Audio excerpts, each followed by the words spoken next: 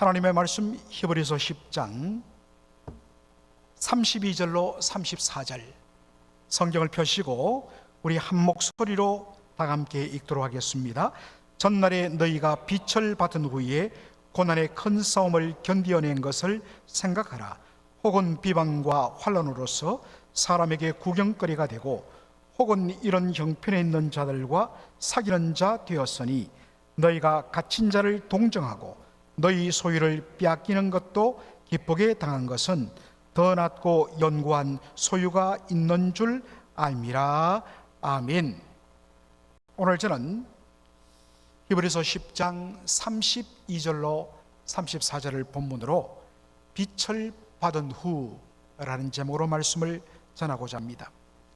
여러분들, 우리 한국 남자들, 특별히 이민 오신 우리 1세대 남자분들을 포함하여 모든 한국 남자들이 바로 20대 이후에 가지는 공통된 다수가 가지는 질병이 있습니다.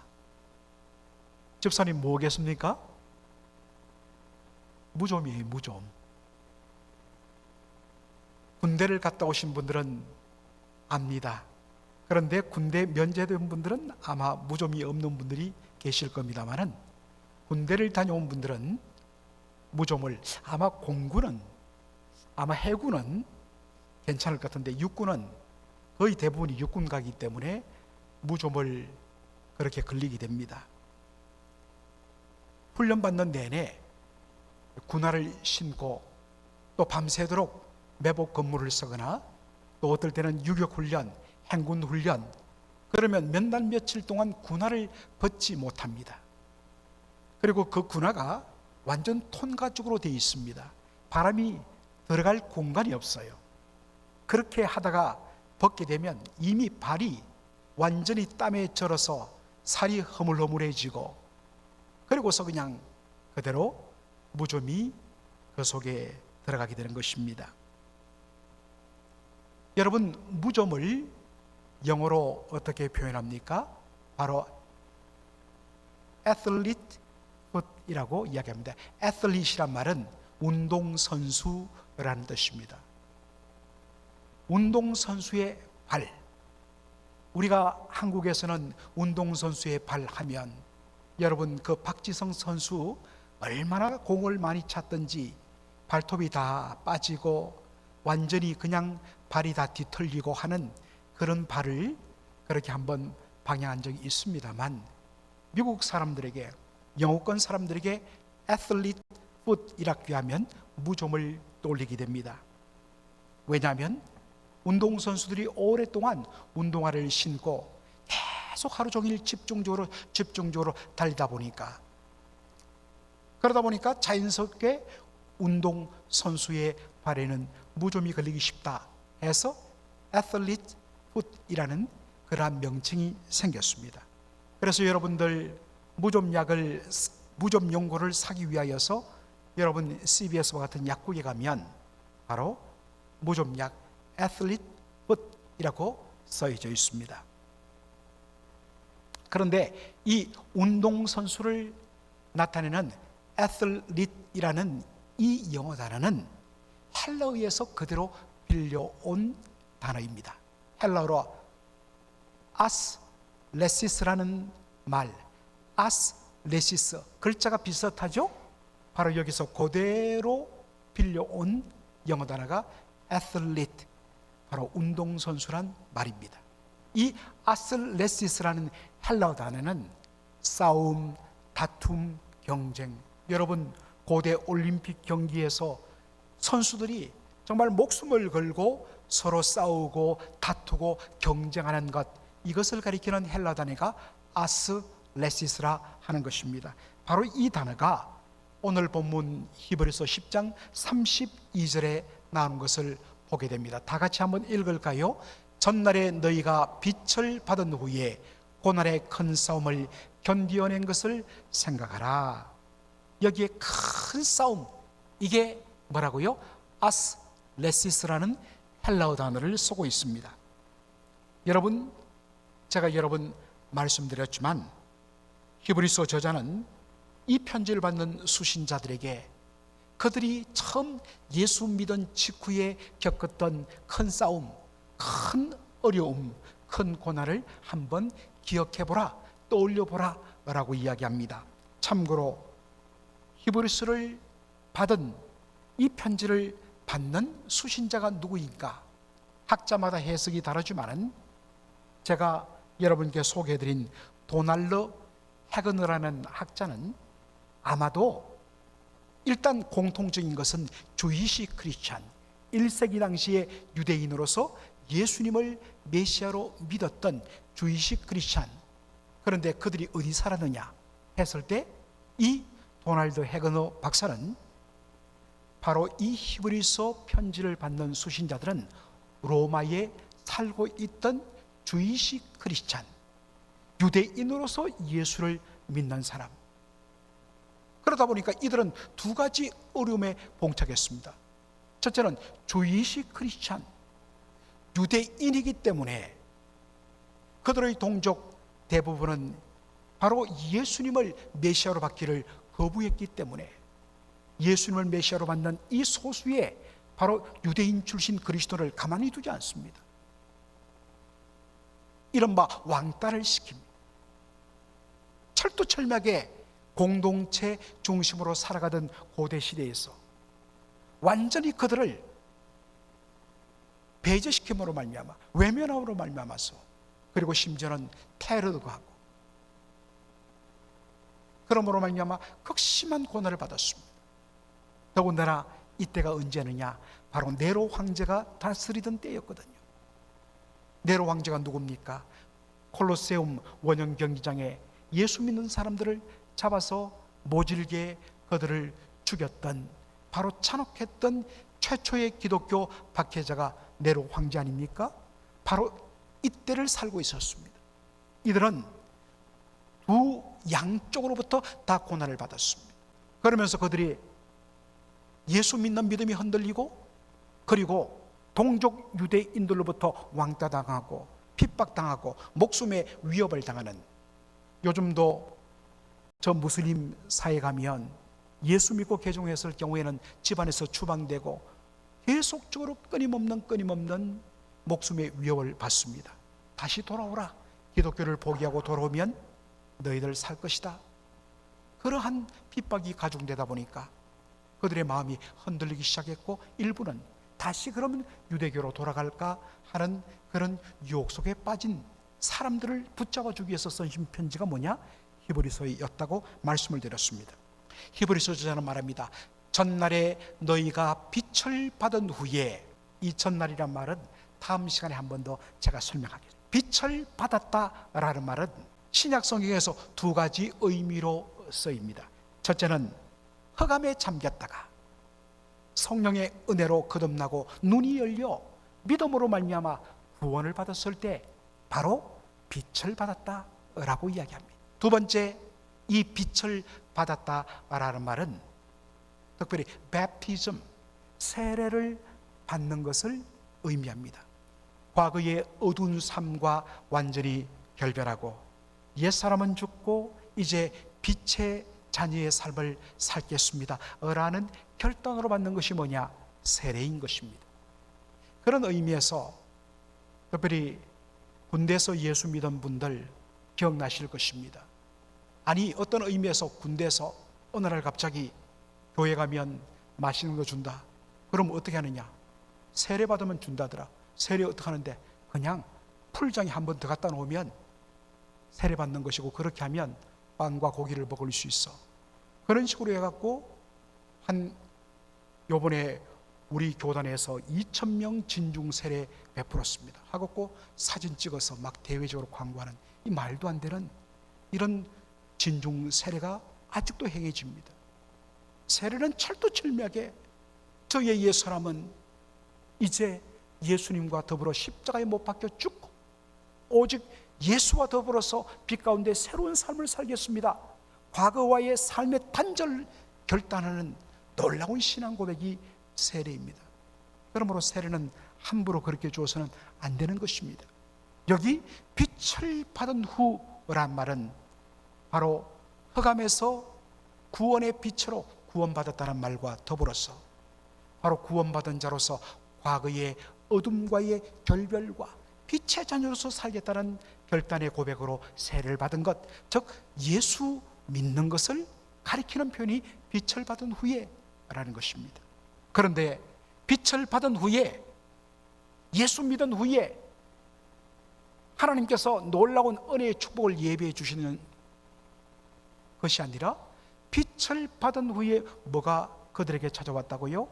바로 고난의 큰 싸움이 그들에게 밀려들었다는 것입니다. 그리고 그들이 막다들인 고난의 큰 싸움, 그것이 33절에 이렇게 나옵니다. 33절에 나오죠. 혹은 비방과 환난으로서 사람에게 구경거리가 되고, 혹은 이런 형편에 있는 자들과 사귀는 자가 되었다. 비방과 환난으로서 사람에게 뭐가 되었다고요? 구경거리가 되었다라는 것입니다. 여러분, 여기에 보니까 구경거리가 되었다는 말, 이게 뭘까요? 영어 성경에 publicly exposed, 사람들에게 완전히 publicly, 공개적으로 exposed, 노출되고 드러난, 그래서 구경거리라 그렇게 번역을 하는 것입니다. 여기 공개적으로 구경거리를 만들다라는 것을 가리키는 헬라 단어가 테아트리조라는 말인데, 이 테아트리조, 여기서 나온 영어 단어가 theater, 바로 극장이라는 영어 단어도 여기서 나왔습니다. 사람들 앞에, 여러분 극장이란 게 뭡니까? 공개적으로 연극을 펼치고 드라마를 펼치는 곳이 극장 아니겠습니까? 사람들에게 공개적으로 그렇게 구경거리 만들었다는 것입니다. 당시 로마 사회의 유대인들, 대다수의 유대인들은 바로 예수를 영접하고 유대교를 떠나 기독교인이 된 바로 그들의 동족의 유대인들에 대하여서 가만히 두지 않고 온갖 모욕을 주면서 사람들에게 수치감을 주는 그런 일들을 행했다는 것입니다.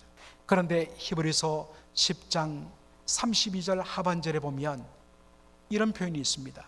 혹은 이런 형편에 있는 자들과 사귀는 자 되었다라고 말합니다. 여러분, 이런 형편에 있는 자들 어떻습니까? 예수를 믿음으로 이제 과거의 삶과 결별함으로 말미암아 여러 가지로 큰 고난을 당한, 그것도 공개적인 모욕을 당하고 공개적인 놀림감을 당한 이런 일들을 당한 사람들과 뭐하는 자 되었다? 사귀는 자 되었다는 것입니다. 여러분, 여기에 사귀다 라는 말은 한 몸이 되다, 함께 나누다, 함께 공유하다, 함께 참여하다 라는 말이 되는 것입니다. 여러분, 부부가 한 몸이 되면 어떻습니까? 내 남편, 내 아내의 모든 것이 나의 것이 되고, 그것이 영광이든 수치든 아픔이든 함께 참여하고 함께 나눕니다. 왜요? 한 몸 되었기 때문입니다. 내 아내, 내 남편의 고통과 눈물은 I don't care, 그건 내 것이 아니야 외면하고 뭔가 기쁨과 즐거움만을 그렇게 누리려 한다면 그것은 건강한 부부가 될 수가 없는 것입니다. 사실 요즘 젊은 사람들이 결혼을 빨리 하지 않으려 하고, 또한 한국의 20대, 30대, 특별히 우리 자매님들을 조사해 보면 자매들의 60%가 독신을 원한다. 굳이 결혼할 필요가 없다. 요즘 다 학력도 높아지고 또 벌이도 아주 좋기 때문에 왜 결혼해서 내가 희생하고 왜 스트레스 받아야 되는가? 그저 내가 잘 벌어서, 그리고 내 스스로 충분히 독립하고, 그리고 주말이면 이곳저곳을 다니면서 각종 레저도 즐기고 그렇게 삶을 즐기는데 왜 내가 그 고생을 해야 되느냐? 믿지 않는 사람들은 그렇게 생각할 수 있죠. 왜냐하면 인생의 중심이 바로 자신이기 때문에, 자신이 우상이기 때문에. 그러나 예수 믿는 사람들은 그렇지 않습니다. 사실 한 몸됨을 통하여서, 함께 그 짐을 통하여서 진정 하나님께서 기뻐하시는 그러한 신실한 사람이 되어간다는 것입니다. 그런 의미에서 정말로 결혼은 진정한 의미의 축복입니다. 물론 고난입니다. 그러나 그것을 통하여서 함께 아파하고 함께 참여하는, 교회도 마찬가지입니다. 교회를 우리는 공동체라고 그러죠. 동체란 것은 같은 동체의 몸체자, 함께 모든 것을 공유하는 한 몸 되었다는 것입니다. 그런 의미에서 한 지체의 아픔이 나의 아픔이 되고, 그의 눈물이 나의 눈물이 되며, 그의 기도가 나의 기도가 되는 것, 이것이 바로 교회인 것입니다. 여기 보니까 모든 예수 믿는 유대인들이 다 고난 당한 것은 아닐 겁니다. 특별히 그 중에 극심하게 고통을 당하는 사람이 있는데, 그들의 아픔에 나는 그 고통을 덜 당하니까 라고 해서 외면하는 것이 아니라 그들과 사귀는 자되었다. 그들의 아픔과 고통에 함께 참여하고 함께 울어주고 함께 기도해주는 그러한 공동체가 되었다는 것입니다. 이것이 교회입니다. 그리고 히브리서 10장 34절에 이 공동체의 아름다움을 이렇게 묘사합니다. 다 같이 읽겠습니다. 너희가 갇힌 자를 동정하고 너희 소유를 빼앗기는 것도 기쁘게 당한 것은 더 낫고 영구한 소유가 있는 줄 알미라. 그 중에는 예수 믿는다는 이유로 핍박을 당하고 옥에 갇히는 자도 있었습니다. 그러자 어떻게 합니까? 나는 갇히지 않았으니까, 나는 괜찮으니까 하고 외면한 것이 아니라 그들을 어떻게 했다고요? 동정했다는 것입니다. 사실 우리에게 이 동정이란 단어는 굉장히, 어떤 면에서는 어느 사이에 굉장히 좋지 않은 느낌으로, 어떤 의미에서 돈 좀 있는 사람이 없는 사람을 한 푼 집어주면 야, 너 나를 동정해? 라는 자존심 상해하는 그런 안 좋은 단어로 이 동정이란 것이 지금 왜곡되었습니다. 그러나 사실 이 단어, 같을 동자의 뜻정자 마음전자, 같은 뜻 같은 마음을 품는 것, 상대방의 그 아픔을 나의 아픔으로 여겨주는 것, 이것이 동정입니다. 그래서 헬라어 단어 심파테오라는 단어를 썼는데, 여기서 sympathize, 바로 같이 아파하고 같이 고통을 나누다라는, 같은 마음을 가지다라는 단어가 바로 여기서 나온 것입니다. 감옥에 갇힌 자를 동정한다는 것 뭐겠습니까? 그들과 함께 아파하고 그들의 아픔과 고통에 내가 함께 동참하기 위해서는 제일 먼저 뭐 해야겠습니까? 감옥에 갇힌 사람을 찾아가지고 면회해 주는 거기로부터 시작합니다. 야, 참 안 됐네. 얼마나 힘들겠어? 그곳에는 여러 가지 힘든 일이 많을 텐데, 아이고 참 안 됐어 라고 그저 말로 한번 그렇게 넘어가는 것은 결코 심파타이즈가 아닌 것입니다. 그 고난은 당한 자를 찾아가 주며 그들의 아픔에 동참해 주며 그들의 필요를 채워주는 일까지 나가야 하는 것입니다.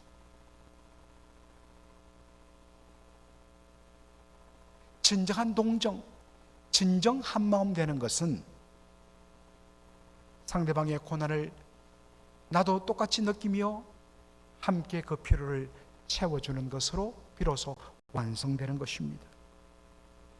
여러분, 특별히 이것이 예수 믿는 사람들에게 얼마나 중요한 신앙의 덕목이며 열매인가를 마태복음 25장의 예수님의 그 최후의 심판 비유에서 우리는 확인할 수 있습니다. 예수님께서 심판할 때 오른편 왼편으로 가른 후에 오른편에 있는 의인들을 향하여 바로 창세 이후로 감춰진 예비된 그 놀라운 복들을 온전히 누리라고 이야기하면서 그 근거로 너희는 내가 갇혔을 때 나를 찾아와 주었고, 내가 목마를 때 마시게 했고, 내가 줄일 때에 먹여 주었다. 그러자 이 의인들이 어떻게 반응합니까? 주님, 제가 그런 적 없는데요. 이게 의인의 특징입니다. 의인은 예, 제가 했습니다. 저 이만큼 했습니다. 주님, 저 아시죠? 하지 않습니다. 언제 그렇게 했습니까? 그리한 적 없습니다. 예수님 말씀하십니다. 여기 있는 이 지극히 작은 자 하나에게 한 일이 바로 나에게 한 일이다 라고 말합니다. 여러분, 주님께서 최후의 심판자리에서 여러분에게 일일이 물어보실 것입니다.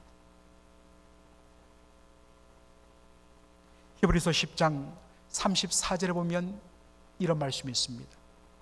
너희가 갇힌 자를 동정하고 그 다음에 너희 소유를 빼앗기는 것도 기쁘게 당한 것은 더 낫고 영구한 영원한 소유가 있는 줄을 알기 때문에 너희가 심지어 예수 믿는다는 이유만으로 너희 가진 모든 것을 다 빼앗기는 데도 불구하고 어떻게 하느냐?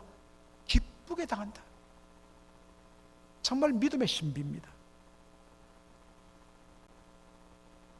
그 이유는 내가 땅에서 가지고 있는 것과는 비교도 되지 않는 더 좋고 더 영구한, 잠시 있다 사라지는 것이 아니라 영원히 있는 소유가 우리에게 예비되어 있기 때문이라는 것입니다. 어릴 때 아마도 우리 남자분들 종이로 접은 딱지치기에 목숨을 걸었을 것입니다. 그 게임에서 져서 딱지를 다 잃어버리면 세상을 다 잃은 것처럼 울고 집에 가서 밥을 먹지 않는, 반면에 딱지를 다 쓸어 담은 아이는 하늘 모든 것을 가진 듯한 그런 어떤 의기양양을 가집니다. 그런데 돌아보면 어떻습니까? 그렇게 기분 좋게 보이던, 세상을 다 얻은 것 같은 그 딱지는 종이에 불과할 뿐이고 그것을 보관해 놓은 것은 쓰레기에 불과할 뿐인 것입니다. 초대교회 성도들은 예수 믿음의 이유로 모든 것을 빼앗겼습니다. 아마도 오늘날 예수님 믿음 때문에 핍박이 오고 여러분의 재산이 빼앗긴다면 아마 과연 우리는 어떻게 믿음을 계속 붙들고 있을까요? 그런데 놀라운 것은 믿음의 신비가 여기에 나타납니다. 빼앗기면 그것 때문에 원통해하고 분노해하고 내가 이것 때문에 내가 예수 못 믿다고 하는 것이 아니라 도리어 그것을 기쁘게 당한다는 것입니다. 여러분, 상대방을 가장 화나게 만들고 미치게 만드는 것이 뭐냐? 자신을 괴롭히고 힘들게 함에도 불구하고 똑같이 대항하지 아니하고 한번 웃어주고 맞상대하지 않고 그냥 웃으며 돌아설 때 상대방은 미쳐버립니다. 둘 중에 하나겠죠. 머리가 돌았거나 예수에 미쳤거나.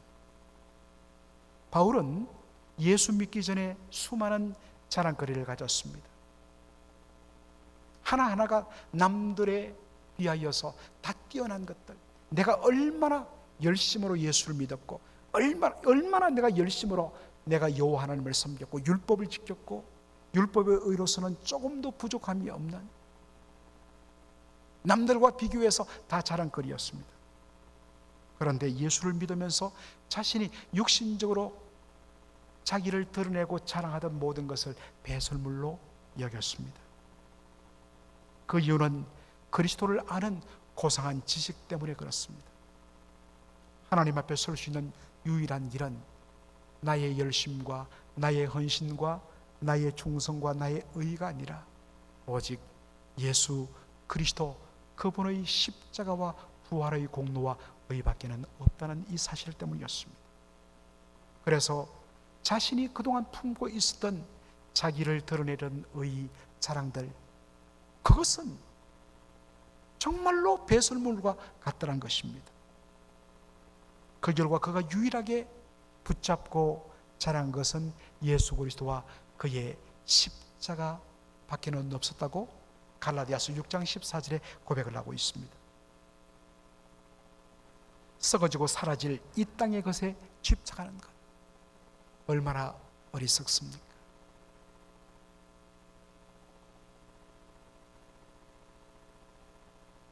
그러한 일들을 제가 오늘도 한번 제가 경험했습니다. 가장 소중한 것은 사람이요 가족인데 어느 사이에 어떤 면에서는 물질이 더 커져버려 있는 그런 모습을 보았습니다. 썩어지고 사라질 것, 그것에 집착하는, 그래서 그것 때문에 더 분노하고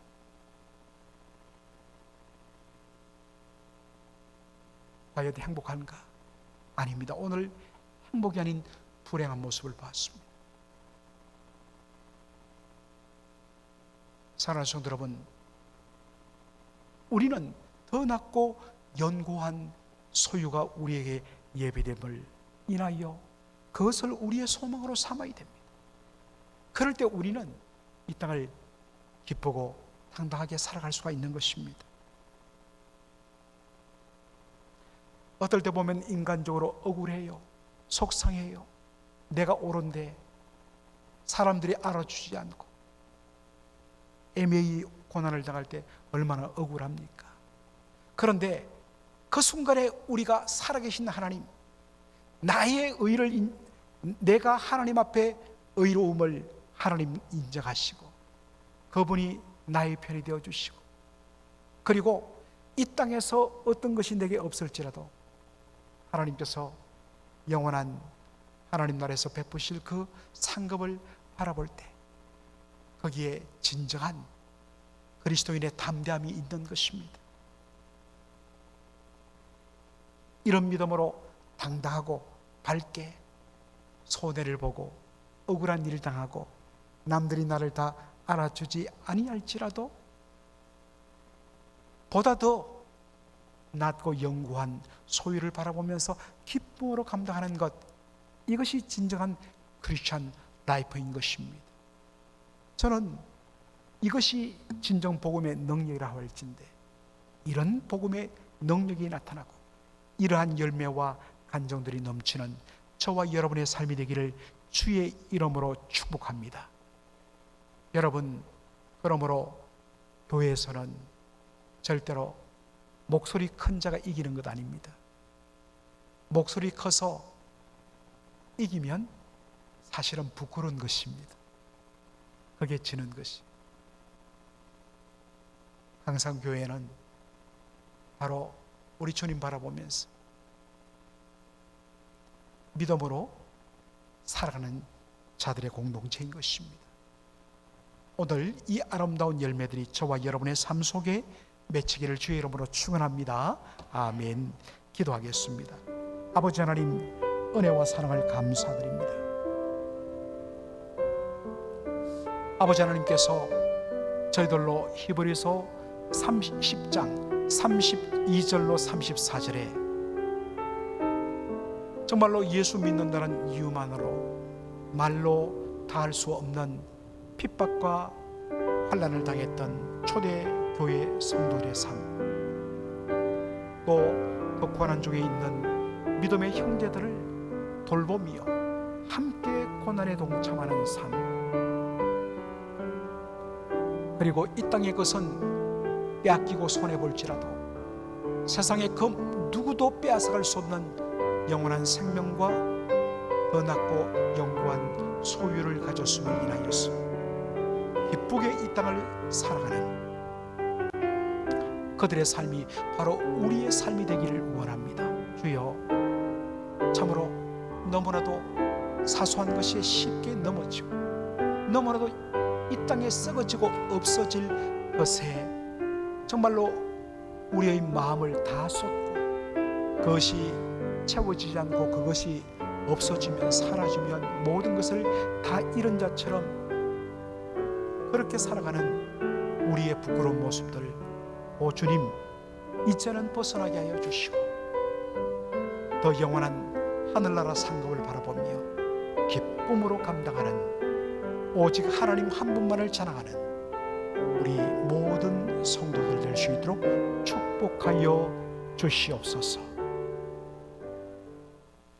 우리 주 예수 그리스도의 은혜와 아버지 하나님의 무한하신 사랑하심과 성령님의 위로교통 충만 역사하심이 이 땅의 것을 바라보지 아니하고 하늘에 있는 것, 더 낮고 영구한 소유를 바라보면서 기쁨으로 믿음으로 이 땅을 살아가기 소원하는, 그리고 아픔과 슬픔을 당한 믿음의 형제들에게 함께 참여하며 함께 울어주며 함께 채워주는 진정한 공동체를 사모하며 그것을 온전히 우리의 삶을 통하여 드러내기를 소원하며 이 자리를 떠나가는 모든 주의 백성들 머리 위에 이제로 영원토록 함께 있을지어다.